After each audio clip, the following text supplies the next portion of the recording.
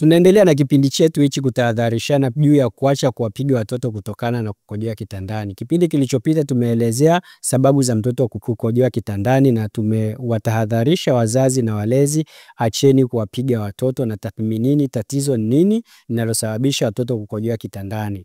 Katika kipindi cha leo tutaelezea madhara ya mtoto kukojoa kitandani, kisha tutatoa suluhisho zake kwa kuelezea tiba mbalimbali za kuweza kumtibu mtoto kuepukana na tatizo hilo la kukojoa kitandani biidhnillah. Moja ya madhara ya mtoto kukojoa kitandani ni magonjwa. Mtoto anapokojoa kitandani anapata magonjwa, hasa magonjwa ya ngozi kutokana na unyevunyevu, unapelekea vijidudu vyenye kusababisha kujikuna sana na fangasi za sehemu za siri.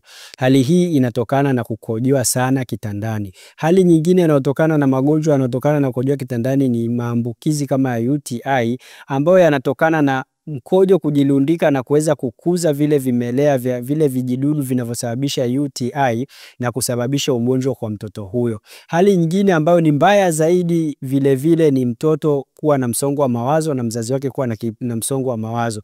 Msongo huu wa mawazo unapelekea mzazi kushindwa kusafiri na mtoto wake kwa hofu kwamba huko anapoenda atamtia aibu kwa kukojoa kitandani.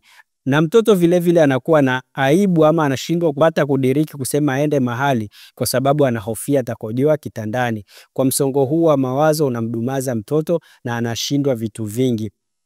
Hali ya pili ni uoga na kutokujiamini. Mtoto anakuwa muoga na anashindwa kujiamini, hasa anashindwa kushirikiana na wenzake hasa shuleni, na vile hali hii ya kutokujiamini itapelekea yeye kuwa na ufaulu mbovu.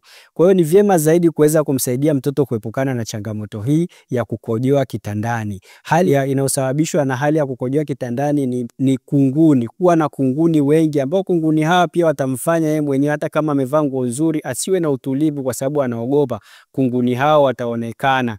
Vile hali ya mwisho kabisa ambayo ina madhara makubwa kwa mtoto ni hali ya kunuka yeye mwenyewe mkojo na nyumba anayoishi ama chumba chake kuwa kinanuka. Hali kama hizi zinamnyima mtoto furaha, zinamnyima mtoto kuwa na uwezo wa kufanya jambo na zinatengeneza uzubaifu kwa mtoto. Tathmini tatizo ni lipi mtoto linalompelekea kukojoa kitandani, kisha uweze kumsaidia ili aepukane na hali hizi ambazo zinapelekea mtoto kudumaa kiakili, kudumaa kimaendeleo, na we mzazi mwenyewe inakusababishia kuwa na msongo wa mawazo na kuweza kutokuwa na mapenzi na mtoto wako ama mtoto wako kutengwa na watu wengine.